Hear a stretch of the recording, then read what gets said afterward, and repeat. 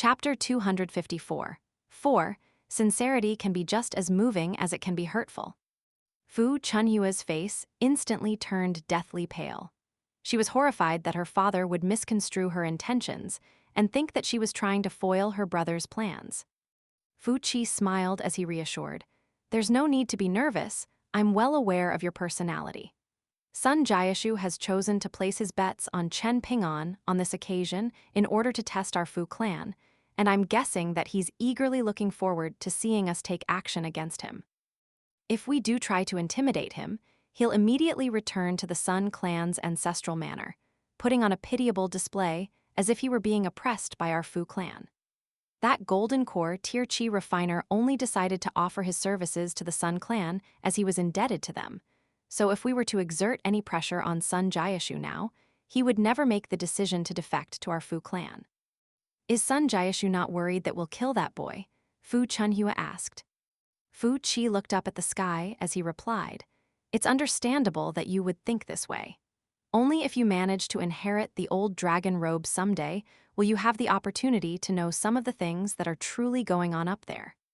Fu Chunhua looked up at the sea of clouds overhead upon hearing this. "Even higher than that," Fu Qi said with a smile. A hint of longing appeared in Fu Chunhua's eyes as she attempted to peer through the sea of clouds. Prior to reaching the Golden Courtier, everyone was under the impression that the Golden Courtier was the pinnacle of cultivation. But only after reaching that tier would one realize that it was actually only halfway up the mountain of cultivation. "Compared with the Sun Clan and Sun Jiashu, our Fu Clan and I are more decisive," Fu Qi suddenly said. "Right now, I need to leave Old Dragon City to meet with a few esteemed guests that have come from the north. Go to Nanhua and tell him that Chen Ping'an is currently staying in the Sun Clan's ancestral residence. I want to see what choice he makes in response to this information, and that will decide whether he'll become the city lord of Old Dragon City. Of course, it'll also determine whether you still have any chance of inheriting the Old Dragon robe. I hope that by the time I return to Old Dragon City, the correct decision will have already been made. You can take the carriage back to the city." Fu Chunhua did as she was told, while Fu Qi sprang up into the sky, rising gracefully up into the sea of clouds overhead before setting off toward the north. Fu Chunhua didn't have the time to ponder who those esteemed guests could be to warrant a personal reception from the city lord of Old Dragon City. Instead, as she entered the carriage, she began to consider how she should proceed to maximize her own interests, as well as to ponder what decision Fu Nanhua was going to make.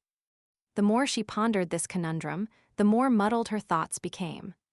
No matter what she did, she felt like she could reap some benefits, but ultimately, she would still end up very far from the best-case scenario that she had envisioned. Even as she arrived at Fu Nanhua's private residence, she still hadn't come to any conclusive decision, so she could only carefully relay Fu Qi's message to Fu Nanhua while removing some parts and adding others. Fu Nanhua naturally wasn't going to fully believe her, but he knew that there was also no way that Fu Chunhua would dare to completely fabricate a message from Fu Qi.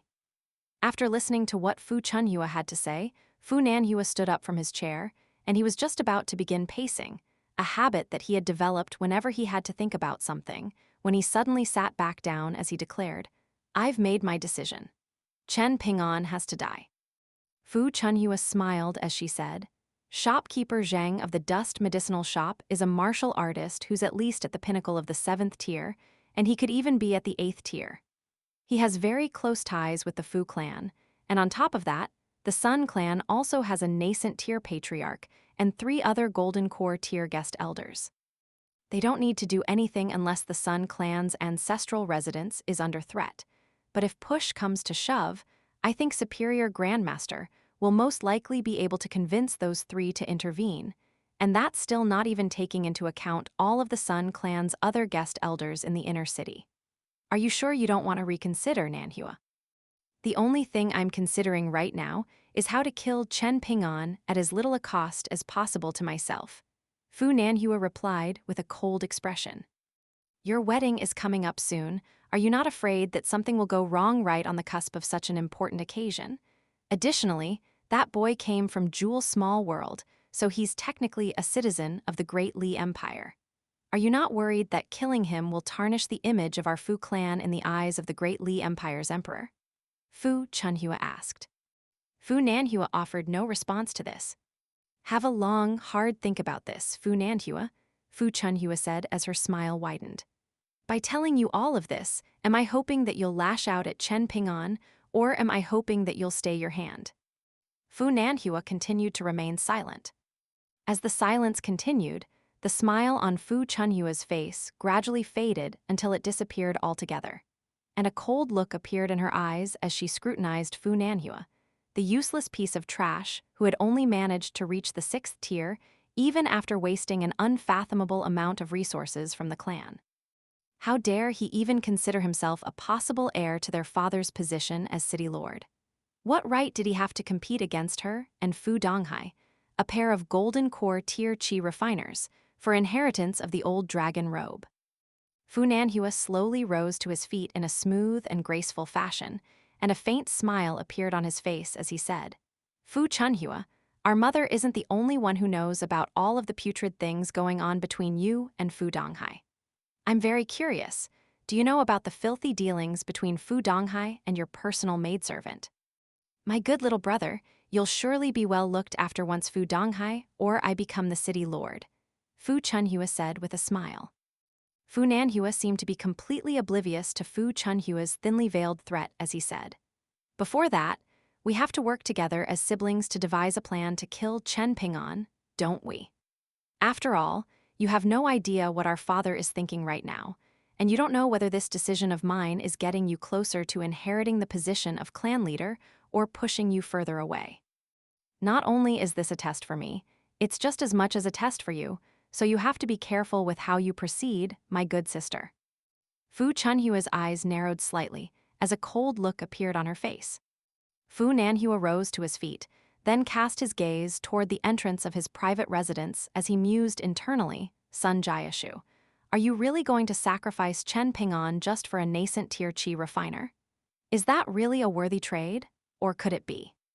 Fu Nanhua shook his head to rid himself of that train of thought. Sun Jiashu wasn't a madman, so there was no way that was possible. But what if? Only in this moment did Fu Nanhua truly begin to hesitate, and a hint of agitation welled up in his heart. Fu Chunhua had watched this little brother of hers grow up his entire life, but he suddenly felt extremely unfamiliar to him, and for the first time, a sense of foreboding welled up in her heart toward her previously unremarkable and innocuous little brother. After Fu Qi flew out of the city, he stopped in his tracks high up in the sky, then descended upon a ship that had come from Parasol Tree Mountain of the Great Li Empire. On the ship was a mohist swordsman by the name of Su Ryu with a sword slung across his back, and the old flood dragon, who was an assistant mountain master of Forest Deer Academy. With these two on the ship, it would definitely be safe even on a trip to Stalactite Mountain. The two of them were tasked with protecting a young boy and a young girl. Strictly speaking, only the former was truly under their protection, and it was none other than Prince Song Mu of the Great Li Empire. The young girl's name was Zhi Gui, and she was trailing along behind Song Mu in an obedient and docile fashion. The entire time, she didn't take even a single glance at Fu Qi, who wasn't wearing his old dragon robe. On top of that, he hadn't declared who he was, and he was currently standing on the ship, engaged in some small talk with Song Jishin Su Ryu, so perhaps he had failed to recognize him. The ship passed straight through the sea of clouds above Old Dragon City before landing in the Fu City. After arranging places to stay for these esteemed guests from the Great Li Empire, Fu Qi arrived at Fu Nanhua's private manor to find that he was leaning against a coiling dragon pillar with a dazed and dispirited look on his face. Why do you look so glum? Fu Qi asked. Fu Nanhua turned to his father as he replied, I've been thinking about many things, but no matter what decision I make, it all seems to be wrong. The Fu clan, Old Dragon City, the Great Li Empire, Jewel Small World, Sun Jiashu, Fu Donghai, Fu Chunhua. A smile suddenly appeared on Fu Qi's face as he asked, Are you aware that no matter what decision you make, you are guaranteed to become the next city lord of Old Dragon City? Fu Nanhua was completely taken aback to hear this. All of a sudden, Fu Qi turned to the side before lowering his head, as if he were welcoming an extremely important guest. A young girl made her way into the hall while greedily sucking in dragon qi without any reservation. She was looking slightly inebriated as she sat down onto a chair, then raised her hands and clapped. A dragon robe emerged behind her alongside a cloud of mist, as if the robe were being cleansed by a cloud of water vapor. She rose to her feet, and the dragon robe draped itself over her, while the 9 golden dragons in the sea of clouds embroidered onto the robe began to roam over its surface in an extremely lifelike fashion. She kicked off her boots before sitting back down onto the chair with her legs crossed, and the severely oversized dragon robe was looking rather comical on her. Her face was puckered with indignation as he sighed. It's been really hard work pretending that I'm just a powerless little girl even after the restrictions of Jewel's small world are gone. I suppose it can't be helped, there are still some people that I'm no match for at the moment. That stupid Taoist priest, Ruan Qiang, Song Changjing, the leader of Moism, Sword Immortal Su Ryu. There are almost too many of them to count. Forget it, thinking about them is only making me even more depressed. This is a far better place than Jewel's small world, as expected of such a great place. Even after so many years, your Fu clan has done very well to preserve so much dragon qi. You'll be rewarded handsomely for your efforts. Fu Nanhua turned to the familiar young girl, then turned to look at his father, who was standing off to the side with a calm expression. And finally, his gaze landed on the old dragon robe draped over the girl's petite body. He had almost gone insane once before, but this time, he felt as if he were truly going insane. Zhigui took a glance at her surrounding as she continued. I had to endure many indignities to come here, but the biggest of all of these indignities, that is, that I was only able to make it here smoothly because that stinky Taoist priest allowed it to be so. All of a sudden, she stabbed a finger in Fu Nanhua's direction as she said in a scathing voice, "You pathetic little ant. I hear that you don't even dare to kill Chen Ping'an.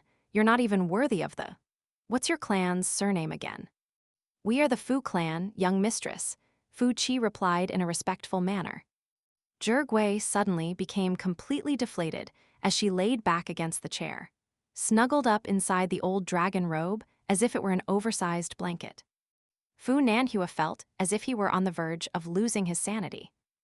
Zhigui glanced down at the old dragon robe as she remarked, "This robe is quite nice. As expected of something that's harnessed the qi and essence of 9 past emperors of Eastern treasured vile continent. Having said that, the sea of clouds embroidered on the robe is a little lackluster." As she made this final remark, her golden eyes lit up with a hint of intrigue. Fu Qi seemed to be able to see what Zhigui was thinking, and a wry smile appeared on his face as he said, "Young mistress, the sea of clouds above the city can't be withdrawn into the old dragon robe for now. Otherwise, it'll attract too much attention, and someone could realize that something's amiss." I know, Zhigui sighed in response, following which she closed her eyes in a drunken manner. "Now that I'm here, I really don't want to move again." All of a sudden, she jumped down from the chair, and the old dragon robe, which had appeared like an oversized blanket just a moment ago, suddenly fit her perfectly. She was standing in the hall while looking outside, seemingly rather hesitant about something. Over at the Sun clan's ancestral residence, a wry smile appeared on the face of the nascent Tier patriarch upon hearing Sun Jiashu's plan, and he asked, "Is that really worth it? Are you not afraid that after this battle, our Sun clan will fall from its pedestal and be completely devoured by the Fu clan and the other 4 major clans?" Sun Jiashu's expression remained unchanged as he replied, "Not at all. The only thing that I regret is that our Sun clan doesn't have more for me to gamble with. Otherwise, I'd raise the stakes even higher." The Sun clan patriarch was silent for a long while before asking, "What if that boy finds out about our Sun clan's intentions?" A determined look appeared in Sun Jiashu's eyes as he replied, "He won't find out, and even if he does, it still doesn't change the fact that our Sun clan has made a huge sacrifice for him, and I'm certain that we'll be repaid for the sacrifices that we've made." Is it really the right idea to be making such a radical move? The Sun clan patriarch asked. Can't you emulate what that boy did in his breakthrough to the 4th tier, waiting for everything to fall into place naturally on their own. If I were representing only myself, of course I could wait, but the state of Eastern treasured vile continent and the world at large can't. Sun Jayashu replied with a shake of his head. The Sun clan patriarch could only heave a faint sigh, and he made no further attempt at persuasion. After that, Chen Ping'an returned to the Sun clan's ancestral residence from the inner city, and a period of peace followed. As usual, Sun Jayashu continued to pay occasional visits to the ancestral residence, and each time he did so, he would stay for a night, following which he would propose a bet to the 3 golden core tier guest elders. The first bet was for 1 grain rain coin, the second was for 2, the third was for 4, and the fourth bet was for 8 grain rain coins. In the end, Sun Jayashu lost all 4 bets, following which he proposed no further bets. As for Chen Ping'an, he would continue to go night fishing at the river every single day, waiting for the sun to rise. On the 20th day that Chen Ping'an was staying at the Sun clan's ancestral residence, Sun Jayashu was seated in a deep sleep in accordance with a Taoist meditation technique when he heard Chen Ping'an yell out from afar, "Sun Jayashu, look." Sun Jayashu immediately rose to his feet, and without even putting on his boots, he rushed over to the window to look up at the sky. Around a dozen golden flood dragons were descending from the clouds in the east, and once again, they were beaten by Chen Ping'an without any hesitation, even though he had already been told that this was an opportunity that was not to be squandered. In this instant, Sun Jayashu could only look on in a complete daze, and his Tao heart very nearly collapsed. Fortunately, the Sun clan patriarch hurriedly arrived by his side, then pressed a hand firmly down onto his shoulder as he consoled, "There's no need to be so distraught, Jayashu. The cashew tree is an evergreen tree that thrives in all seasons, but a person cannot expect to thrive at all times. It's for a day like this that you were given this name." 1. I was so close, Sun Jayashu murmured to himself with a deathly pale complexion. Even though his mental state was returning to stability, he was still feeling completely distraught, as if he had lost an entire Old Dragon City. In the inner city of Old Dragon City, Zhang Dafeng took a glance at the rising sun in the east while standing in the alley outside the dust medicinal shop. All of a sudden, he pulled out his book, then flipped it to a certain page before reading the chapter of Sincerity to himself in silence.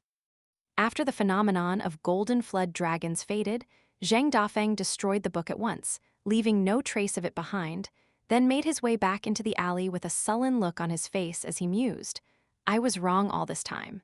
He's my Tao mentor." 1 Jayashu translates to cashew tree.